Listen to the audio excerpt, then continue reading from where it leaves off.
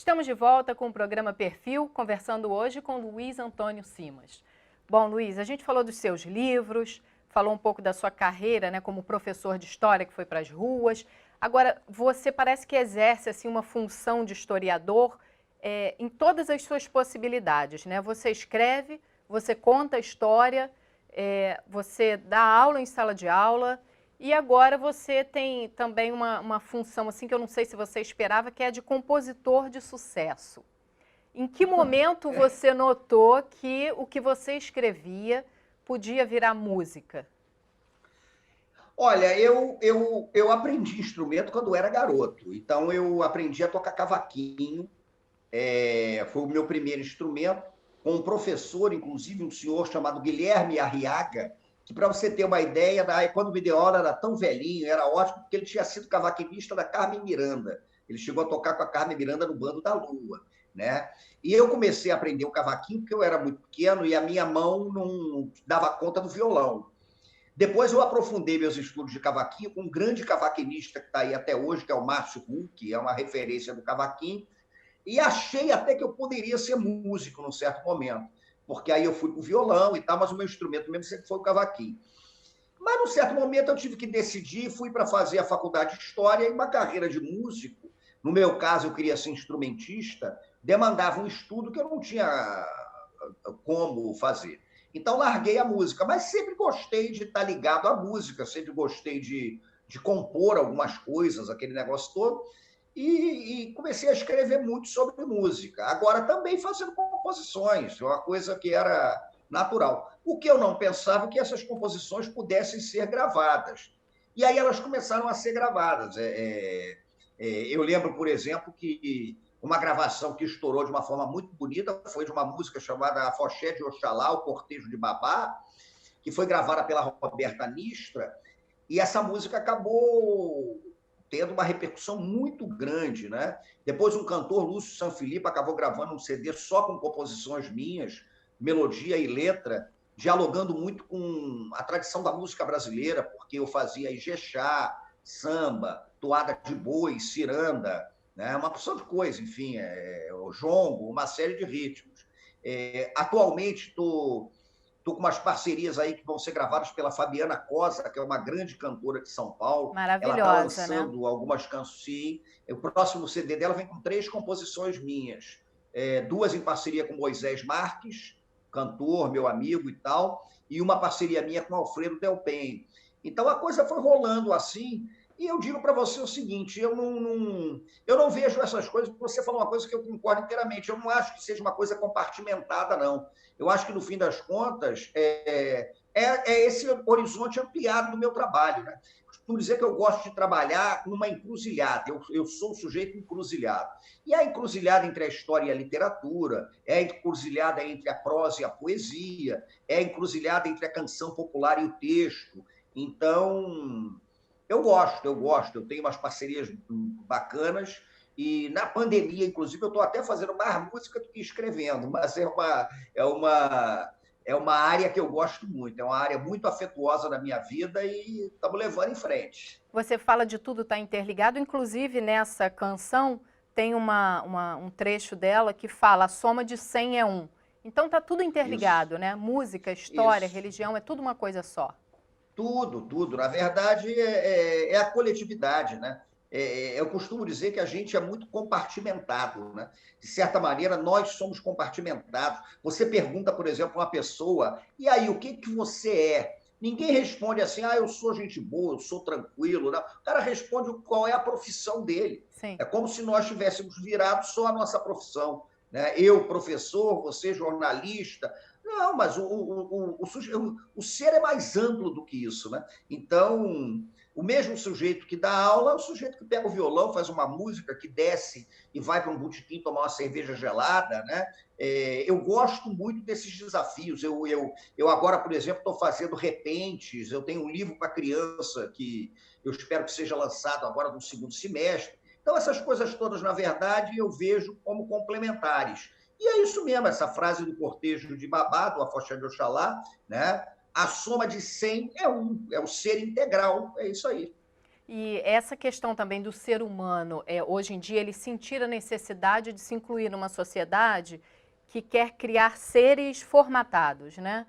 Você fala dessa multiplicidade de possibilidades do ser humano. A gente está perdendo isso? A gente está perdendo o nosso... Eu gosto de ir ao botequim, mas eu gosto de ir a uma ópera. A gente está perdendo essa nossa cultura rica, né? Querendo se encaixar numa sociedade que não deu certo? Eu acho que tá. Eu acho que a gente tem muito. A gente está muito adaptado a uma lógica de curral, né? Em que colocam você dentro de um curral. Então, esse curral é a filosofia, esse curral é a música, esse curral é a história, esse curral é a poesia, esse curral é o trabalho, esse curral é o botequim, esse curral é a família. E é uma coisa braba, porque você acaba sendo forçado a ter uma fixidez que é empobrecedora da experiência humana, né? Então, quando eu falo da experiência humana, eu falo dessa amplitude, de uma amplidão do ser mesmo, que pode ser muita coisa, que não precisa ter essa fixidez toda. E nós operamos o tempo todo nessas barreiras cognitivas, né? Todo mundo muito fechado no cercadinho.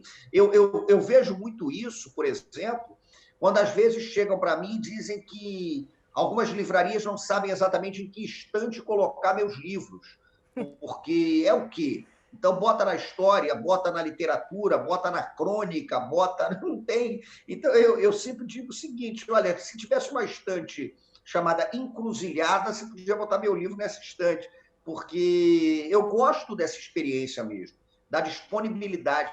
E eu tenho uma coisa que é a seguinte: quando eu acho que eu já sei excessivamente alguma coisa, se é um vício que eu tenho desde garoto, e não digo que seja bom, não, porque às vezes me causa problemas. Mas quando eu acho que eu já sei alguma coisa suficientemente, eu gosto de fazer uma coisa completamente diferente. Então, quando eu escrevi um livro sobre futebol, Ode a Mauro Shampoo, é porque eu já estava ficando muito marcado por um cara que escrevia livro sobre samba. Eu falei, vou fazer um livro sobre futebol. Né? Quando fiz um livro mais ligado à filosofia, com um parceiro meu, Luiz Rufino, foi uma tentativa também de dar um drible nessa coisa de me enclausurarem numa área ligada à história. Quando o Lúcio Sanfilippo gravou um CD só com canções minhas, para mim era um desafio. Então, assim é bacana, eu gosto disso. Agora, você fala um pouquinho dessa necessidade do ser humano também sair do curral, né? A gente foi se Sim. colocando cada um no seu nicho, foi perdendo essa comunicação que as pessoas deveriam ter, né? Essas inter-relações. E o carnaval é um momento que as pessoas sempre utilizaram para se manifestar, para mostrar o contraditório, o que elas tinham vontade de ser e durante o ano, na sociedade ali reprimida, ela não conseguia se mostrar. O carnaval também está virando uma festa politicamente correta? Eu acho que o carnaval corre o risco de ser excessivamente domesticado. Então, excessivamente normatizado, né? E isso é muito preocupante, porque o carnaval hoje ele tem que lidar com vários fatores que estão fora dele, evidentemente. O discurso da ordem pública, alguns discursos de ordem moral, né? O mercado, que tenta mensurar o carnaval pela possibilidade de retorno financeiro que ele vai ter, né? Então, nesse sentido, a palavra que eu citaria é talvez a domesticação excessiva do carnaval. O carnaval ele corre o risco de ser excessivamente domesticado, e essa excessiva domesticação ela tira algumas pulsões que são fundamentais para a gente entender a dimensão existencial do carnaval. Né? O carnaval é uma festa que redimensiona a existência. Pô. Se vai dar lucro ou não, tomara que dê lucro, tomara que gere o crescimento de uma economia criativa. Mas a prioridade do carnaval é ser uma festa da existência. Né? O Beto Sem Braço tinha uma frase que eu adoro, que ele dizia isso: o que espanta a miséria é festa. Então, espantar a miséria existencial, inclusive. Né? Acho que o risco da normatização excessiva do carnaval, né? Encurralar o carnaval num modelo só, como a gente estava falando, ele é um risco efetivo, que tem acontecido. Agora, existe também essa questão de algumas pessoas entenderem as manifestações no carnaval até como um deboche, como foi a questão da fantasia do índio, né? Aí o Cacique de Ramos também foi incluído nessa discussão. É preciso também entender a história, né? O Cacique de Ramos tem uma história profunda, né? Uma história com a ancestralidade. Não pode colocar tudo num balaio só. Claro, tudo tem que ser analisado com muita calma dentro de um processo que é conjuntural. Eu acho que as pessoas fazem uma certa confusão entre o que eu chamo de evento da cultura e cultura do evento. O desfile do Cacique de Ramos é um evento da cultura, porque o Cacique de Ramos é orgânico desde 1960 naquela comunidade. O Cacique de Ramos está muito ligado ao candomblé do Gantoá, porque a mãe dos fundadores era filha de santo de menininha do Gantoá e fez os preceitos necessários para dedicar o terreno onde está o cacique a Oxóssi, que, por sua vez, é um orixá considerado protetor dos indígenas. Então, o desfile do cacique é um grande evento da cultura. Outra coisa é a cultura do evento.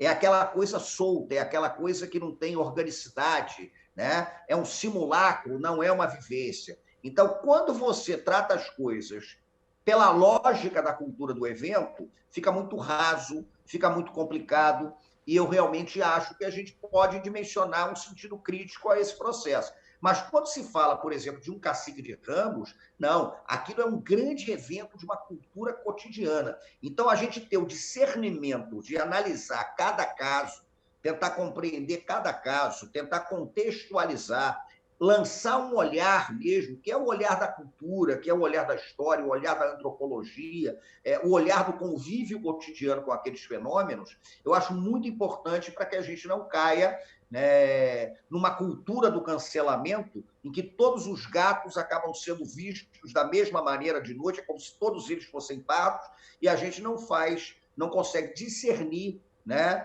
entre o que é vivência, que é o caso do Cacique de Ramos, e o que é um simulacro. Isso é muito importante, a gente tem que ter esse cuidado enorme. Agora também tem a sua participação na Sapucaí, né? Ano passado a Mangueira foi a campeã, com um enredo belíssimo, né? História para Ninar Gente Grande, que trouxe muita coisa que a população também não tinha conhecimento. Foi um samba que estourou, né? Qual foi a sua participação Sim. junto com o Leandro? Como é que surgiu aí a ideia de você ajudá-lo também na montagem? O Leandro, na verdade, meu amigo Leandro, que é um gênio, ele é o autor dessa ideia genial, desse enredo.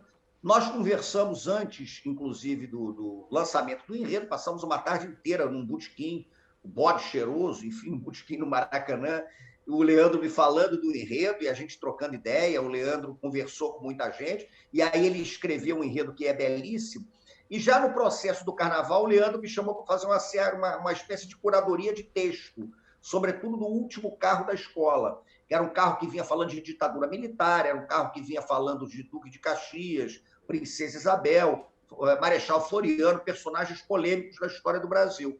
E além de escrever alguns textos, né, eu convidei algumas professoras e professores da rede pública, né, com o aval, evidentemente, do Leandro, para que eles produzissem textos a respeito do enredo da Mangueira. Então, foi muito interessante, porque eu acho que foi um desfile pedagógico, né? Quando a gente falou no início da entrevista que a escolaridade é uma coisa, a educação é outra, e que o processo educativo ele vai além da escolaridade, o desfile da Mangueira mostrou isso. Esse desfile da Mangueira, que eu tive a maior alegria, né, de dar a minha colaboração à ideia genial do Leandro Vieira, ele é um exemplo concreto, porque a gente teve ali um fenômeno da educação, né? É um desfile com uma pegada educativa visceral, vigorosa, embalado por um samba maravilhoso, enfim. Ali deu tudo certo, ali a escola de samba mostrou que é uma potência educativa da nossa cultura, não tenha dúvida. Agora sim, mas a gente está chegando ao fim do nosso programa, infelizmente. A gente podia passar o dia aqui conversando, né, sobre música, futebol, samba. Só que ano que vem a sua música, o Afoxé de Oxalá, chega a São Paulo. Vai inspirar um samba enredo, né? O que a gente pode esperar dessa história e como é que você está se sentindo, né, com o sucesso dessa música? É uma alegria, porque é a escola campeã do Carnaval Paulista, né? O Águia de Ouro, porque em São Paulo o pessoal não fala Águia de Ouro, não, é o Águia de Ouro. E o Águia de Ouro é campeão do Carnaval de São Paulo e o Sidney, o carnavalesco, ele resolveu fazer um enredo para o próximo carnaval, e eu sempre digo próximo carnaval, porque a gente não sabe efetivamente quando vai ser, mas o enredo do próximo carnaval é inspirado na minha canção, né, no Afoxé de Oxalá, o Cortejo de Babá. é uma emoção enorme para mim, porque o que acontece? Se um dia alguém resolvesse cometer a loucura de achar que eu deveria virar um enredo, eu acho que eu ia recusar peremptoriamente, porque imagina, é uma maluquice, não tem sentido. Mas quando você vê uma canção, né, uma obra sua, porque quando você faz a canção, primeiro você não sabe nem se as pessoas vão escutar, né? Segundo, você lança a canção e cada um recebe aquela canção de uma maneira, entende aquela canção de uma maneira. O Afoxé de Oxalá, o Cortejo de Babá, acabou sendo uma música muito querida pelo povo das umbandas, dos candomblés, enfim. Tem muita gravação na rede de gente cantando em terreiro e tudo mais. E quando me vem, né, o Sidney e diz, me pede autorização para que o cortejo, o Afoxé de Oxalá, seja, né, o disparador do enredo do Águia de Ouro para o Carnaval, da escola campeã de um carnaval muito importante como é o Carnaval de São Paulo, isso foi uma emoção gigantesca, uma emoção enorme, né? Tanto que eu não sei como é que eu vou fazer, porque eu sou jurado do Estandarte de Ouro, né, do prêmio, o maior prêmio do Carnaval aqui do Rio, mas, ao mesmo tempo, eu quero muito assistir o desfile do Águia de Ouro. Não sei se desfilar, que não é a minha praia, eu prefiro ver, mas eu quero assistir. Então, é uma emoção. Isso, na verdade, é uma alegria, é um prêmio, para mim, que, com toda sinceridade, me comove mais, por exemplo. Eu fiquei mais surpreso e comovido do que, por exemplo, ter recebido um prêmio literário da importância do Jabuti. Não estou negando o Jabuti, não, é fundamental. Está aqui na minha estante, eu tenho 2 jabutizinhos aqui, ótimos, mas imaginar uma escola de samba desfilando com uma canção minha como elemento disparador do tema é muito bonito. Aí a gente começa a perceber que está acertando, isso é bacana. E você falou uma coisa muito importante agora, né? O próximo enredo, porque a gente não sabe também quando será É, esse desfile, né? Para a gente isso. fechar o programa, agora fechando mesmo, que sociedade sai dessa pandemia? Como é que o carioca vai ficar depois disso? Porque o carioca é um ser da rua, né? Ele está na praia, ele está nas trilhas, nos botequins, e agora ele está trancado em casa, né? Que sociedade que sai disso e que reflexão as pessoas tiraram desse período da pandemia? Olha, eu sei, eu tenho uma certa dificuldade em fazer essas previsões, porque eu costumo dizer que eu gosto de me refugiar na história. Então, a história a gente vai para o passado tentar entender o que aconteceu. Mas eu acho que a gente vai sair dessa pandemia cada vez mais com a impressão de que a cidade é uma cidade disputada, né? Eu acho que se pelo menos a gente levantar algumas indagações, que cidade a gente quer? Que rua a gente quer? A gente quer entender a rua como um espaço de encontro ou como um espaço pensado a partir da lógica da circulação de mercadoria? A gente quer entender uma cidade propícia ao carro ou a gente quer entender a cidade que priorize as pessoas, né? A gente quer entender uma cidade com mais lugares de encontro ou com mais lugares de passagem? Como é que a gente pode reocupar a rua? Como é que a gente vai reocupar o território? Que tipo de cidade é essa? É viável viver numa cidade em que o nível de solidariedade, o sentido de pertencimento comunitário é tão escasso? Como é que a gente constrói novas sociabilidades a partir disso daí? Então, me parece que se essa pandemia, por exemplo, colocar essas questões, levantar essas questões, eu não sou doido de dizer que vai ter sido válido, porque não é. Ninguém imagina. Eu não tenho nenhum discurso de ajuda, de auxílio, de ver lado bom da pandemia. Eu não vejo. Eu acho que é uma coisa dramática. Agora, a gente tem que entender o que, é que nós vamos fazer com isso, né? E me parece que se pelo menos a gente tiver a impressão de que é urgente rediscutir a cidade em que a criança não brinca, por exemplo, ela é um hospício de adultos. E a nossa cidade é uma cidade que não pensa a urbanidade a partir da perspectiva da criança. Estou levantando um detalhe aqui dentre vários. Então, eu gostaria muito que essa situação difícil que a gente está passando, vai ser superada, mas é complicada, que ela gerasse pelo menos uma indagação sobre que cidade a gente quer. O que a gente entende por urbanidade? O que a gente entende por coletividade? Por sociabilidade? Se esses debates, pelo menos, forem lançados e discutidos amplamente, né, eu acho que a gente pode pensar em alguma coisa melhor. Agora, é urgente que essas questões sejam colocadas. Bom, Simas, te agradeço a participação aqui no programa Perfil. Infelizmente, o nosso tempo chegou ao fim. Você pode rever o perfil aqui. É só acessar www.youtube.com/tvalerj. Até a próxima!